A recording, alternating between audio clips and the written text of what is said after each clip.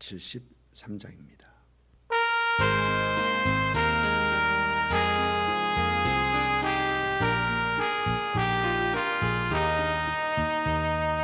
내 눈을 들어 주를 살피니 산악이라 날 돕는 구원 어디서 오나 그 어디서 하늘과 땅을 지은 여호와 날 도와주심 확실하도다.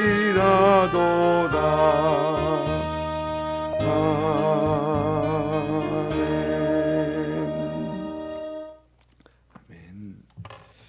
시편 104편 10절부터 23절까지입니다. 104편 10절부터 23절까지 우리 한 목소리로 같이 읽습니다. 여호와께서 샘을 골짜기에서 솟아나게 하시고 산 사이에 흐르게 하사 각종 들짐승들에게 마시게 하시니 들나귀도 해갈하며 공중의 새들도 그 가에서 깃들이며 나뭇가지 사이에서 지저귀는도다. 그가 그의 누각에서부터 산에 물을 부어주시니 주께서 하신 일에 결실이 땅을 만족시켜 주는도다. 그가 가축을 위한 풀과 사람을 위한 채소를 자라게 하시며 땅에서 먹을 것이 나게 하셔서 사람의 마음을 기쁘게 하는 포도주와 사람의 얼굴을 윤택하게 하는 기름과 사람의 마음을 힘있게 하는 양식을 주셨도다. 여호와의 나무에는 물이 흡족함이여 곧 그가 심으신 레바논 백향목들이로다. 새들이 그 속에 깃들이며 학은 잣나무로 집을 삼는도다. 높은 산들은 사냥을 위함이며 바위는 너구리의 피난처로다. 여호와께서 달로 절기를 정함이시여 해는 그 지는 때를 알도다. 주께서 흑암을 지어 밤이 되게 하시니 산림의 모든 짐승이 기어 나오나이다. 젊은 사자들은 그들의 먹이를 쫓아 부르짖으며 그들의 먹이를 하나님께 구하다가 해가 돋으면 물러가서 그들의 굴 속에 눕고 사람은 나와서 일하며 저녁까지 수고하는도다. 아멘. 어제 말씀드린 것처럼 시편 104편은 이제 창조 순서를 따르고 있습니다. 창조주 하나님을 말하는 것뿐만 아니라 이제 또 모든 것을 주관하시는 그 하나님을 말하고 있습니다. 우리 삶 속에서 함께 하시고 개입하시고 주관하시는 하나님을 우리 기독교는 믿고 고백을 합니다.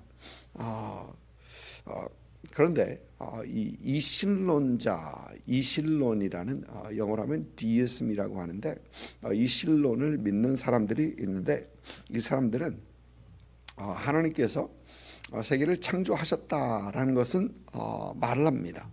그러나 하나님께서 그 창조물, 이 창조된 것의 피조물에 개입하시고 함께하는 그것은 부정을 합니다. 인간 세상에 개입하신 하나님은 아니다라고 그들은 말을 합니다. 마치 시계를 만든 사람들이 옛날에는 우리가 테이프를 감았었죠.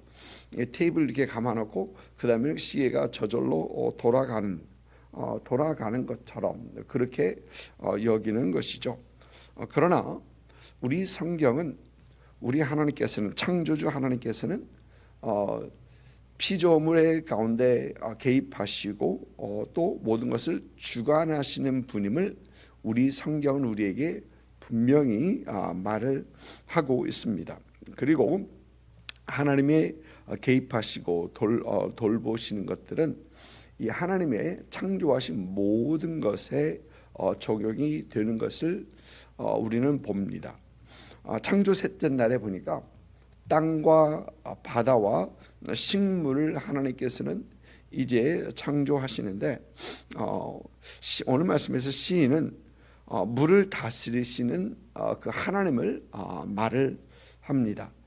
어제 말씀에서도 물을 정한 곳으로 모으셨다, 그 경계를 정하셨다라고 했었죠. 2주 전에 나사에서 발사되었던 아르테미스 2라는 그 우주선이 있었죠. 그리고 그 지구를 한 바퀴 돌고 또 달을 이렇게 한 바퀴 돌고 이렇게 돌아왔습니다. 그런데 인터넷을 찾아보면은 이 아르테미스 2에서 찍었던 지구의 사진들, 그러니까 달 반대쪽에서 봤던 지구의 사진들을 이렇게 올려놓은 것들이 있습니다. 근데 지구를 보면은 뭐 다들 아시는 거지만 지구를 보면은 파란색 물이죠. 땅도 보이고 또 이제 구름도 보이고 이 우주 공간에서 보는 지구가 참 굉장히 아름답습니다. 그런데 그 사진들을 보면서 궁금한 것은 여러분, 지구가 태양을 회전을 하고 스스로는 자전을 하죠. 그런데 그 자전하는 스피드가, 이 속도가 키로라면 1670km가 되고, 이 마일스로 하면은 1070마일 per hour라고 합니다. 시간당. 그러니까 이건 이 소리의 스피드보다 더 빠릅니다. 소리가 600마일 좀 넘어가는데, 600마일 per hour 좀 넘어가는데, 이 소리의 스피드보다 약 1.5배가 넘습니다. 그런데 이 빠르게 자전하는데 지구에 있는 바다의 물들이 밖으로 튕겨나가지 않는다는 겁니다. 그렇게 빨리 자전데 사실 우리는 느끼지도 못하는데 이게 튕겨나가지 않는다라는 겁니다. 그것은 물론 중력 때문일 것입니다. 중력 때문입니다. 그런데 조금 생각해 보면 이 중력이 조금 낮았더라면, 중력이 조금 낮았더라면 지구의 모든 물은 다 이렇게 될 것이죠. 되게 될 것입니다. 그리고 지구가 그 중력이 조금 더 강했더라면 이 물은 이 증발이 되지 않아서, 증발이 돼야지 무게가 낮아져야지 증발이 되는 거거든요. 그러니까 증발이 되지 않아서 그것도 문제가 굉장히 심해질 것입니다. 그러면서 이 물이 이 지구에 있기 위해서는 지구가 해를 회전하는 것, 그리고 스스로 자전하는 것, 그리고 지구의 무게와 물의 무게, 그 중력, 이 모든 것들이 정확하게 일치해야지 우리가 이 지구에서 살아남을 수 있다라는 것입니다. 그러면서 그런 생각을 좀 해보면서 하나님께서 물의 경계를 정하셨다라는 이 말씀이 새삼스럽게 다가오는 것입니다. 그러면서 또 오늘 말씀에서는 이 여호와께서 샘을 골짜기에서 솟아나게 하시고 또 산사에 흐르게 하사라고 합니다. 재밌는 것은 이 만물의 거의 모든 것이 위에서 아래로 흐르죠. 그런데 샘은 아래에서 위로 솟아납니다. 뿐만 아니고 또 산 사이에 흐르는 것은 또 아래 중력에 따라서 또 흐르게 됩니다. 물론 이 아래에서 위로 오는 것은 그 압력 때문일 것입니다. 그런데 하나님께서 이 모든 것을 이렇게 다 다스리고 주관하시고 또 모든 생물들, 그로 인해서 모든 생물들을 보존하시는 것들을 봅니다. 11절 보니까 각종 들짐승들에게 또 들나귀들에게 해결을 하며 공중의 새들도 그 가에서 깃들이고 나무 사이에서 지저귀고, 이 모든 것들이 하나님께서 다 주관하시고 하나님께서 하시는 것이다. 근데 재밌는 것은 이 각종 들짐승 그리고 들나귀, 이 들짐승과 들나귀는 우리의 사람들의 관심 분야에 있는 관심 밖에 분야 밖에 있는 그런 짐승들입니다. 그런데 하나님께서는 그들을 보호하시고 그들을 살피신다라고 하는 것입니다. 공중의 새들과 풀과 이 채소까지 다 하나님께서 먹이시고 보호하시고 살피시는 그런 하나님이심을 오늘 시인은 얘기를 하고 있습니다. 또 뿐만 아니라 나무, 새, 산에 있는 사냥, 그리고 이 바위 틈에 있는 너구리까지 하나님께 다 주관하시는 것을 말을 하고 있습니다. 여러분, 왜 그러실까요? 하나님께서 왜 이런 것들까지 다 신경을 쓰시고 그러실까요? 생각해 보면 그것은 하나님께서 창조한 그 피조물이기 때문에, 하나님께서 창조하셨기 때문이다라는 생각을 해봅니다. 오늘 말씀 15절 보니까 사람의 마음을 기쁘게 하는 포도주와 사람의 얼굴을 윤택하게 하는 기름과 사람의 마음을 힘있게 하는 양식을 주셨도다라고 합니다. 많은 사람들은 이제 내 손으로 일하고 먹는 것, 모든 것을 내 손으로 일하고 먹는 것을 여깁니다. 자기가 누리는 것은 자기들의 수고의 결과의 대가로만 생각하는 것이죠. 그러나 창조주 하나님을, 그리고 주관하시는 이 하나님을 고백하는 사람들은 우리가 수고하고 일하며 그 대가로 먹고 마시는 그것까지도 하나님의 은혜요, 우리를 도우시는 하나님의 은혜로 우리는 여기면서 살아가고 있죠. 지극히 작은 것에서부터 또 일상생활의 모든 것에서 참 우리와 함께 하시고 우리를 위해서 일하시고 또 우리를 도우시는 그 하나님을 하나님께 감사하며 찬송하면서 살아가는 그런 우리가 되어야 된다라는 것입니다. 참 하나님의 함께하심, 하나님의 도우심을 또 하나님의 이 주관하심을 보면서 하나님을 더 찬양하고 하나님께 더 예배드리는 그런 우리가 되어야 되겠습니다. 또 오늘 말씀 보니까 19절부터는 이 밤과 낮을 정하셨다. 밤과 낮을 정하시고 모든 것들이 그 하나님께 정하신 그 질서 속에서 움직임을 말을 하고 있습니다. 재미있는 것은 먼저 달을 먼저 얘기하는데 그 이유는 히브리 사람들은 하루가 해가 지면서 달이 나오면서 시작하는 것으로 생각했기 때문에 달을 먼저 얘기하는 것일 것입니다. 달은 절기들 보니까 절기들을 알리는 것. 유대인들의 이 절기 중에 많은 절기들이 이 full moon, 그러니까 완전 보름달일 때 시작합니다. 절기들을 알리고 해는 하루를 말하는 거죠.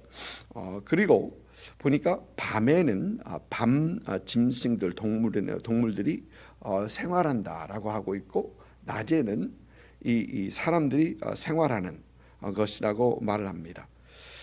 여러분은 어제 말씀을 드리면서 이 이집트의 태양신으로 여기는 아톤에 대해서 잠깐 말씀을 드렸었습니다. 그런데 이 아톤의 문제는 해가 있을 때는 괜찮은데 해가 졌을 때가 문제입니다. 해가 졌을 때 밤이 되면 해가 지면은 아톰은 없고 암흑이 세상을 지배하면서 이 밤에는 맹수들이 나와서 어두움을 장악하는 그러한 그러한 신으로 여겨졌던 것이 바로 이 애굽의 태양신으로 여겨졌던 아톤이라는 존재입니다. 당시 애굽 사람들에게 있어서는 밤에 신이 없는 이 아톤이 없는 이 밤, 태양의 신이요, 죄송합니다. 태양의 신이 없는 이 밤은 공포 그 자체로 여겨졌다고 합니다. 그래서 이 출애굽기 때 암흑을 하나님께서 보내셨던 것, 이 모든 이집트 지역에 암흑을 내리셨던 것을 하나님께서는 이집트 사람들은 공포 그 자체였을 수밖에 없었다라는 것이죠. 그런데 오늘 이 시편 104편 이 시편 기자는 하나님은 해가 없는 밤에도 여전히 하나님의 주권자이심을 말을 합니다. 다시 말해서 창조주 하나님, 그리고 모든 것을 주관하시는 하나님에게 있어서 하나님이 없는 시간이나 공간은 존재하지 않는다라는 거예요. 그 모든 시간과 그 모든 공간 속에서 여전히 계시고, 여전히 개입하시고, 여전히 함께하시고, 여전히 일하시고, 여전히 하나님 되신 그 하나님이심을 분명히 선포하고 있는 것입니다. 여러분, 우리가 살아가는 세상도 그렇습니다. 많은 사람들이 마치 하나님이 존재하지 않는 것처럼, 하나님이 없이도 이 세상이 돌아가는 것처럼 여기고 살아가는 사람들이 너무 많습니다. 여러분, 그러나 하나님 없이 돌아가는 거 그 아무것도 없다는 것입니다. 그런 시가 있죠. 만일 해가 그 다음날 뜨지 않는다면, 여러분 생각만 해도 끔찍한 일이죠. 해가 그 다음날 뜨지 않는다면, 그러나 하나님께서는 여전히 해를 뜨게 하시고, 여전히 하나님께서 주관하신 그 창조의 질서를 유지하게 하시는 하나님이시다. 하나님 없이 돌아가는 그 아무것도 없다라는 것입니다.